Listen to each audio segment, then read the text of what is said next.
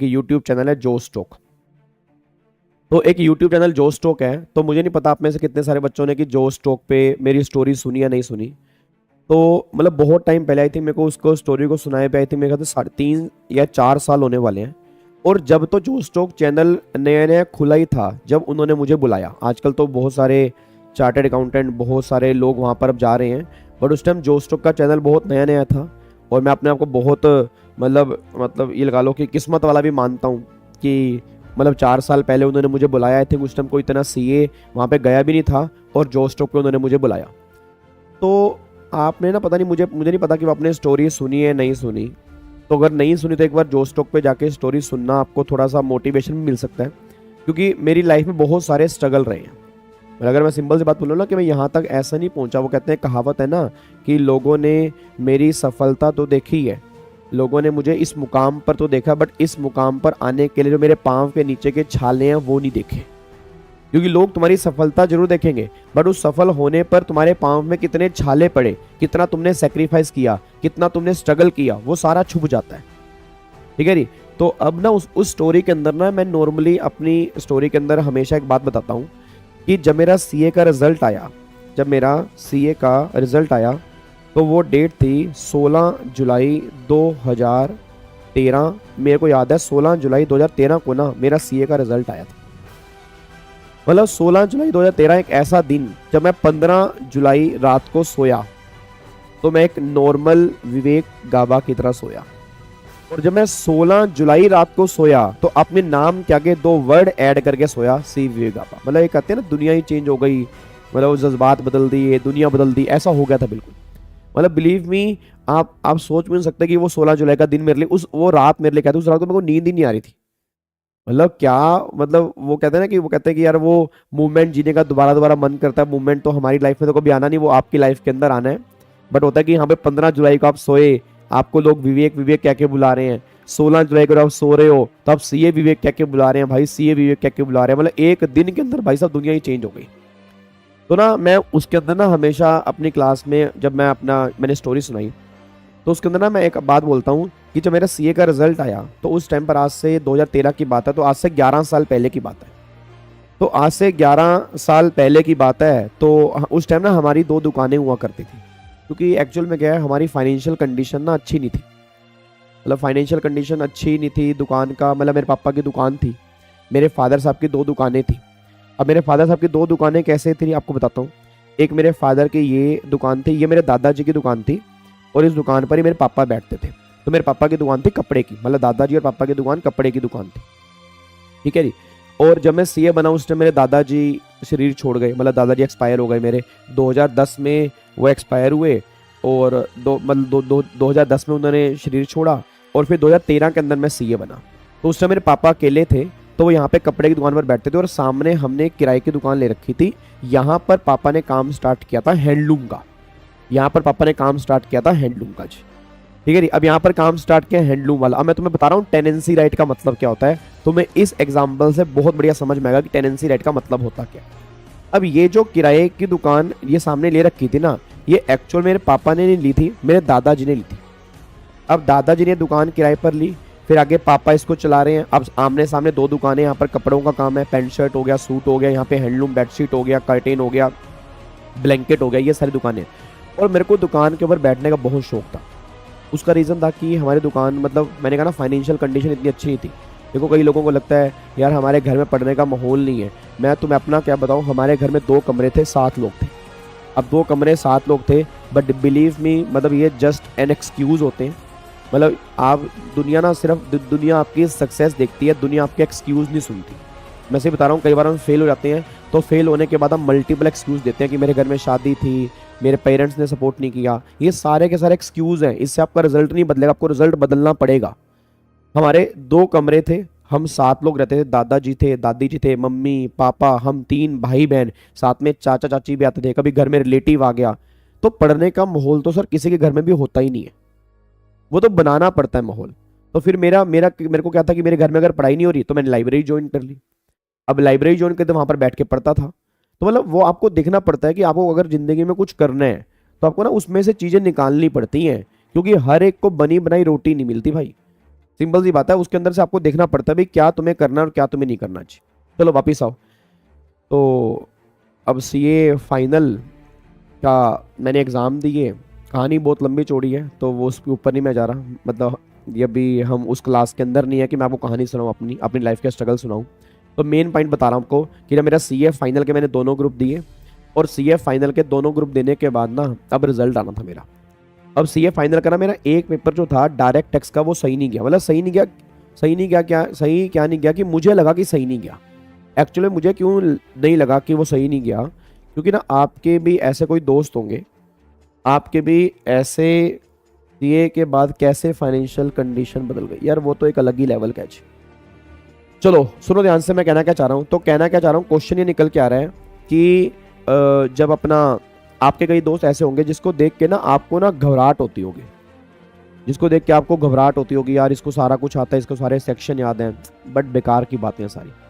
मैं बता रहा हूँ जिनको सेक्शंस रटे हुए होते हैं, उनको प्रोविजन रटे होते हैं, उनके प्रोविजन क्लियर नहीं होते, उन्होंने बस प्रोविजन को रट्टे मार रखे हैं।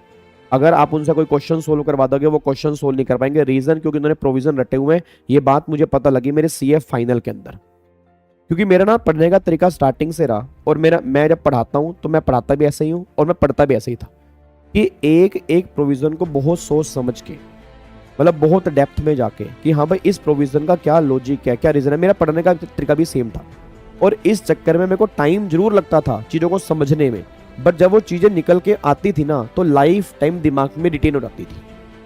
मतलब मेरे को यह था कि चाहे इस प्रोविजन मेरे को 3 घंटे लग जाए, बट 3 घंटे के बाद जब ये प्रोविजन निकल कर आए ना, ये प्रोविजन मेरे दिमाग में सेट हो जाए, तो 30 साल के बाद अगर कोई मुझसे पूछे तो ये प्रोविजन मेरे दिमाग में होना चाहिए, मुझे इस तरह से पढ़ना है।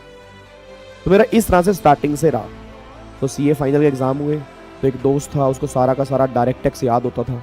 अब सारा का सारा डायरेक्ट टैक्स याद होता था तो भाई साहब हमारी देख के फटती थी। मैंने कहा यार, मैं उसका नाम तो नहीं लूँगा, मैंने कहा भाई इसको सारा याद है, हमें तो कुछ याद ही नहीं होता। हमें घबराहट होती थी। हमारा पेपर हुआ सीए फाइनल का, सीए फाइनल का पेपर हुआ, डायरेक्ट टैक्स का पेपर था। अब पेपर हुआ तो वैसे पेपर मैं कभी डिस्कस नहीं करता, बट वो बाहर मेरा दोस्त मिल गया, उसने कहा क्वेश्चन डिस्कस कर ले। मैं कहा देख भाई क्वेश्चन डिस्कस नहीं करूँगा, मेरे 2 पेपर और पड़े हैं, मैं सीए, मेरे को लग रहा है इस बार मैं सीए बन जाऊँगा, तो प्लीज़ रिक्वेस्ट है क्वेश्चन डिस्कस मत कर। उसने कहा नहीं नहीं भाई एक क्वेश्चन तो डिस्कस कर लेना, क्या हो गया, ऐसा भी क्या हो गया, ये ज़्यादा वो दिखा रहा है, ये कर रहा है, वो कर रहा है। मैं कहा चल डिस्कस कर ले। डिस्कस किया, क्वेश्चन का आंसर गलत आ गया, उसका लगा गया, मेरा लगा गया, मेरे को लगा मेरा गलत है उसका सही है, क्योंकि भाई वो इंटेलिजेंट ही उतना था। ठीक है जी। फिर दूसरा क्या हुआ, दूसरा फिर क्वेश्चन डिस्कस किया, उसका फिर आंसर लगा गया, मेरे को लगा उसका सही है, मेरा गलत है। तो ऐसे कर करके ना मेरे 32 नंबर का तो क्वेश्चन मेरे को लगा कि मेरा गलत है। अब किया भाई साहब मैंने 84 मार्क्स का, 32 नंबर के मेरे आंसर मैच नहीं हो रहे, तो बचे कितने 52। मैंने कहा विवेक तू फेल है भाई, अब तू पास नहीं हो सकता, तू फेल हो गया आज, क्योंकि अब 52 मार्क्स बचे हैं। अब 32 नंबर का तो गलत ही हो गया, क्योंकि मुझे लगा कि मेरा गलत है उसका सही है, क्योंकि उसको सारा डीटी याद था। तो मैंने कहा भाई उसका सही है मेरा गलत है। तो मैं घर आके बहुत रोया, मैं घर आके बहुत रोया। तो रोने के बाद ना मेरे को ना, मैं फिर जहाँ से मैंने क्लासेस ली तो मेरे एक टीचर थे, मैंने उन्हें फ़ोन किया। मैंने कहा सर मेरे को लग नहीं रहा मैं सीए बन पाऊँगा। तो उन्होंने बोला क्यों, क्या हुआ। मैंने कहा सर मेरा पेपर ना आज अच्छा नहीं हुआ, कि ऐसे ऐसे भाई पेपर डिस्कस कर लिया, गलती हो गई मेरे से, और 32 नंबर का तो मेरे आंसर ही गलत हैं, और 52 मार्क्स का बचा, पता नहीं 52 में से वो कितने देगा। तो मेरे टीचर ने ना मुझे एक बात बोली, उन्होंने कहा विवेक तू तैयारी कर, तू ये मत देख कि तेरे कितने नंबर बन रहे हैं, कह रहे तेरे को भी नहीं पता कि उसके आंसर सही है। मैं कहा नहीं सर उसके सही है सर, उसको सारा डिटेल आता है। कहते तुझे क्या पता उसके सही है, तू अपना तैयारी कर, अगले पेपर की तैयारी कर, मुझे विश्वास है कि तेरा पेपर क्लियर है। और कई बार रियलिटी में ऐसा होता है कि एक पेपर के चक्कर में अगला पेपर भी हम खराब कर देते हैं, और अगले पेपर में नंबर नहीं आते, जबकि जिसकी टेंशन हमें थी उसमें बढ़िया नंबर आ जाते हैं। ये प्रैक्टिकल लाइफ में कई बार ऐसा होता है, और बहुत सारे बच्चे गलतियां करते हैं। ठीक है, बट मैं उस गलती करने से बच गया। कह रहे मंदिर में जा, अपना भगवान जी के सामने पेपर रख और अगले पेपर की तैयारी करने लग जा। मैं मंदिर में गया, मैंने भगवान के सामने पेपर रखा। ठीक है, अगले पेपर का मेरा पेपर था आईडीटी का। अब आईडीटी का पेपर मेरा अच्छा गया। उसके बाद एक पेपर और था मेरा इसका का पेपर भी अच्छा गया। टोटल मेरे सारे पेपर अच्छे गए। मेरे को एक दिक्कत थी बस कि डीटी में अगर मैं पास हो गया तो मैं सीए बन जाऊंगा। तो सर 52 में फेल थोड़े ही होते हैं। अरे नालायक, 52 का करोगे तो नंबर कितने मिलेंगे, 52 का तो किया है ना मैंने। अब 52 का करके 52 नंबर ही मिल जाएंगे क्या? तुम पेपर 100 का करके आते हो, नंबर आते हैं 20। फिर अब हैं बच्चे कहते हैं पेपर किया 100 का, नंबर आ रहे हैं उनके 15। तो क्या 100 का करने के बाद 15 आ रहे हैं? मैंने तो किया ही 52 का, तो 52 में 40 भी वो कैसे दे देगा? अगर मैं उस एवरेज को लेकर चलूँ तो नंबर तो मेरे 15-20 ही बन रहे थे। तो मेरे को ये था कि 52 का करने के बाद भी मेरे नंबर कहाँ पे आ रहे हैं।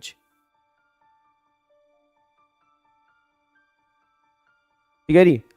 तो सिंपल सी बात अब ये निकल के आ रही है कि अब क्या हुआ कि अपना पेपर दिया। अब मैं शॉर्टकट में आ रहा हूँ क्योंकि मुझे अपना चैप्टर भी कंप्लीट कराना है आगे।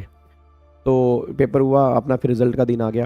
रिजल्ट का दिन आ गया तो मेरे को दुकान पे बैठने का शौक था। पापा मेरे को दुकान पे ले गए। रिजल्ट 16 जुलाई, 16 जुलाई का दिन पापा मेरे को दुकान पे ले गए। सुबह सुबह उठा, नींद ही नहीं आई रात को। भाई साहब रात को दीवारें ताड़ रहा हूँ, घबराहट हो रही है, दिल की हार्ट बीट फास्ट हो रही है, किसी को बता भी नहीं पा रहा अंदर दिल में क्या गुजर रही है मेरे। क्योंकि कल मन नहीं, मतलब यार जो हमारे दिल में गुजर रहे होते हैं ना वो हमारा दिल ही जानता है। कहते हैं कि तुम मतलब डिस्कस करो कि बातें, मतलब ठीक है दिल थोड़ा हल्का हो जाता है, बट जो दिल की बातें हैं वो दिल ही जानता है उस टाइम। तो वो भाई साहब दिल वो मन कर रहा होता है कि बस अभी रिजल्ट हमारे सामने आ जाए, जो होना हो जाए, बस ये वो है ना, यही रात अंतिम, यही रात बाकी। ठीक है, वो वाली वो फीलिंग आ रही थी कि भाई साहब पता नहीं कल क्या होने वाला, हाथ पैर ठंडे, नींद नहीं आ रही। चलो जी अगला दिन हो गया जी, आंख लग गई, अगला दिन हो गया। नहाए धोए, पापा ने कहा चल दुकान पे चल जी। अब दुकान पे गए। अब दुकान पे गए तो मेरे पापा इस दुकान के ऊपर बैठे थे और मैं इस दुकान के ऊपर अपना, मैं लैपटॉप साथ में लेके गया। मैं लैपटॉप अपना साथ में लेके गया। मैंने कहा दुकान पे रिजल्ट देखूंगा, घर नहीं देखूंगा। तो मैं लैपटॉप अपना साथ में लेके चला गया जी। अब लैपटॉप साथ में लेके गया, 9 बजे हम दुकान खोलते हैं। दुकान की सफाई वफाई की, पापा ने दुकान का सामान सेट किया, मैंने इधर का दुकान सेट किया, मैंने इधर की, पापा ने उधर की दुकान सेट की, और मैं इस वाली दुकान पे, हैंडलूम वाली दुकान पे बैठ गया। 10 बजे का टाइम मेरे को याद है। 2 बजे रिजल्ट आता है सीए फाइनल का। 2 बजे रिजल्ट आता है जी। और 2 बजे रिजल्ट आता है भाई साहब। अब क्या हुआ, 2 बजे रिजल्ट आता है भाई साहब। अब 2 बजे रिजल्ट आता है और सीए वालों ने तो अब और काम खतरनाक कर दिया। अब ये 2-2 दिन देते हैं भाई। पहले क्या करते थे सीए वाले, एक दिन देते थे, एक दिन देते थे कि हाँ भाई 2 बजे आना है। अब भाई साहब कहते हैं 16 और 17 में से किसी भी दिन रिजल्ट आ जाएगा। यार जब एक दिन की तड़प इतनी खराब होती थी तो 2 दिन में तुमको समझ नहीं आ रहा है, 2 दिन में तो भाई साहब तुम्हारी हालत ही खराब हो जाती होगी। मतलब अगर मैं तुम्हारे पॉइंट ऑफ व्यू सोचूं भाई साहब, समझ ही नहीं आ रहा किस दिन आएगा। अब तो उस टाइम तो एक दिन था कि पता था इस दिन ही आना है, इसके आगे पीछे नहीं आना। अब तो कह रहे हैं 16-17 में कभी भी आएगा। अब 2 दिन डेट दे रहे हैं भाई साहब, ऐसा होता है ना।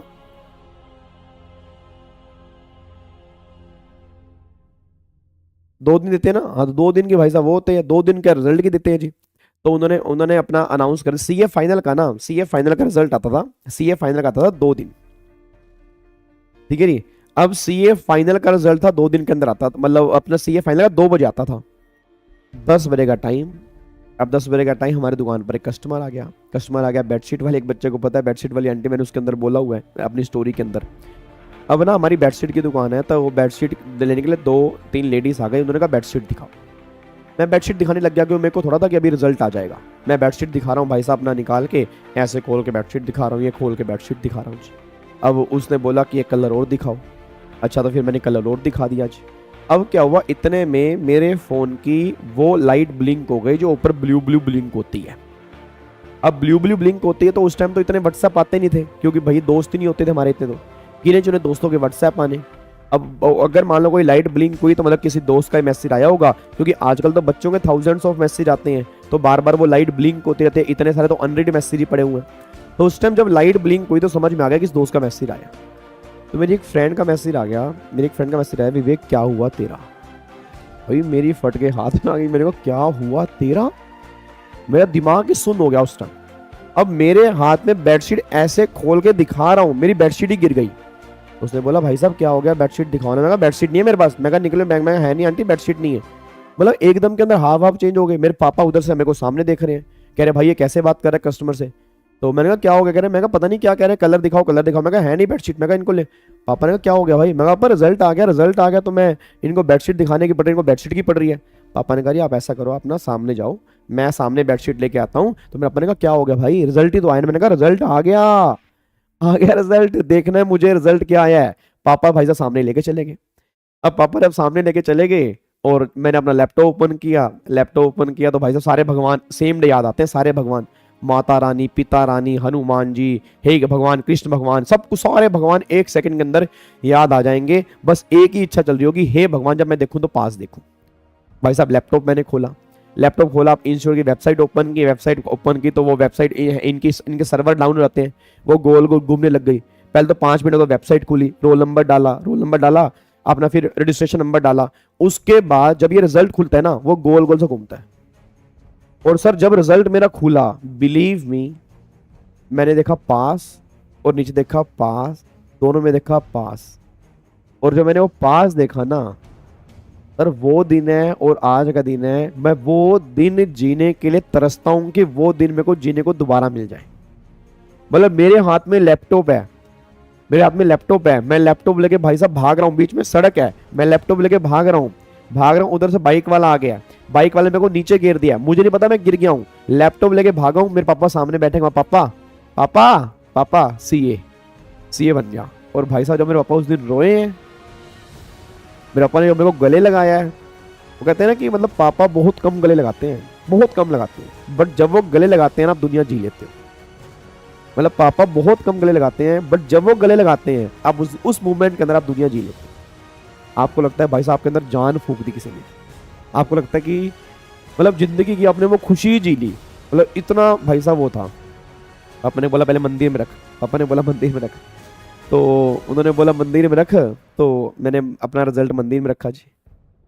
ठीक है जी, अपना रिजल्ट मैंने मंदिर में रखा। और बहुत मतलब वो एक अलग ही मूवमेंट था यार, वो एक अलग ही मूवमेंट होता है। आप जो मेहनत करते हो ना, जो मेहनत करते हो आप, तो वो सफल हो जाती है उस दिन। मतलब जो तुम ये भी कर रहे हो ना, जो ये अभी तुम कर रहे हो, तुम्हें नहीं पता ये सारी मेहनत तुम्हारी एक दिन रंग लाएगी।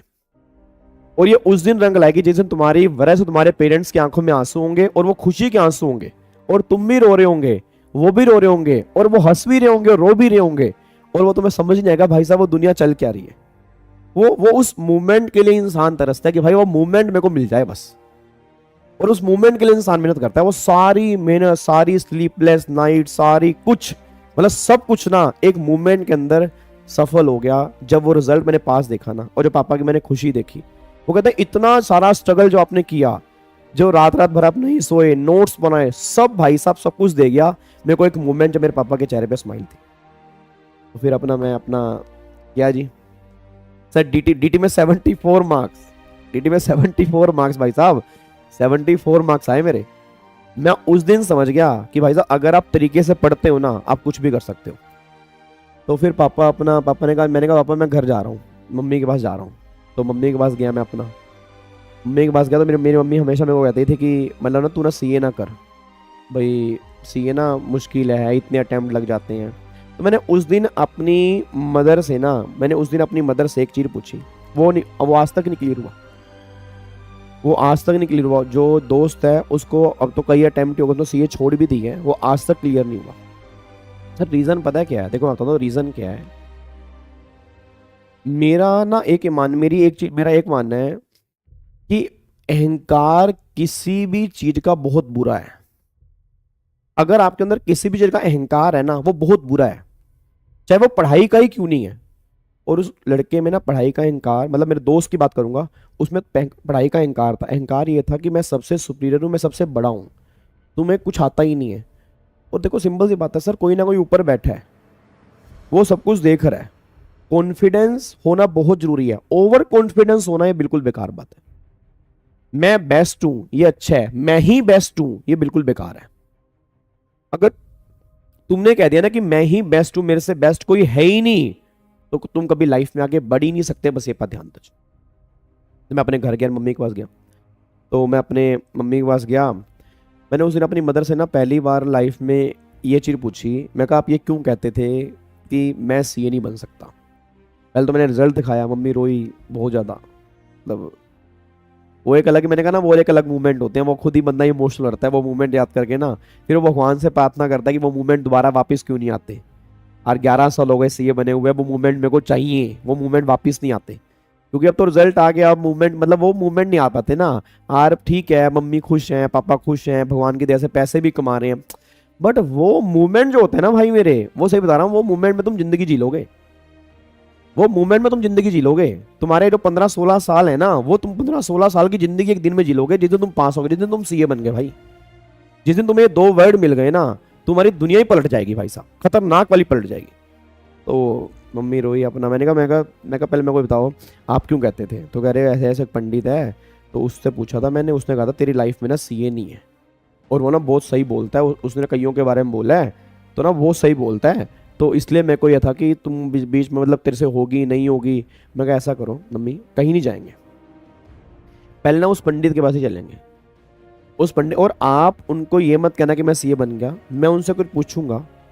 हमने मार्केट से भाई साहब एक डब्बा लिया, हमने मार्केट से एक डब्बा लिया, और डब्बा लेने के बाद हम चले गए बाइक पे, मैंने मम्मी को बिठाया, बाइक पे बिठाया, चले गए हम पंडित के पास। वहाँ पे कई और भी लोग बैठे थे, क्योंकि लोग तो आते ही रहते हैं, तो वहाँ पे कई और लोग बैठे थे। तो मैंने उस पंडित जी से बोला, मैंने कहा जी नमस्ते जी, मैंने कहा ऐसे नहीं, मैं ना सीए करना चाहता हूँ, तो एक बार आप मेरे को बताओगे मतलब मैं ये करूँ या ना करूँ, क्योंकि उस टाइम सर हमारी एज 20 साल थी, जब मैं सीए बना उस टाइम 20 साल का था। अब 20 साल का लड़का कितना छोटा सा ही तो लगता है, मतलब आज भी मतलब कोई फेस बड़ा थोड़ा लगता है, आपको नॉर्मल लगेगा, क्योंकि 20 साल के तो नॉर्मल लोग सीए कर ही रहे होते हैं।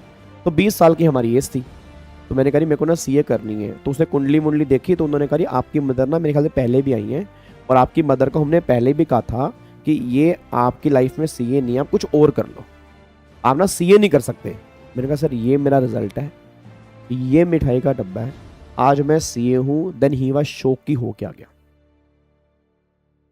मतलब आसपास वाले भी उस टाइम देख रहे थे भाई साहब क्या हो गया। और उस दिन वो एक बात समझ में आ गई, if you think you can then you can do anything. अगर आप ये सोच सकते हो कि आप कुछ कर सकते हो, आप कुछ भी कर सकते हो, बस ये पर ध्यान दो। तो सिंपल सी बात बस ये निकल के आ रही है, बस ये पर ध्यान दो। उसके बाद फिर हमने अपना जिंदगी जी अपनी फुल, ठीक है जी। उसके बाद फिर हमने अपनी जिंदगी जी, ठीक है जी। चलो, तो अब मैं आपको क्या बता रहा था, अब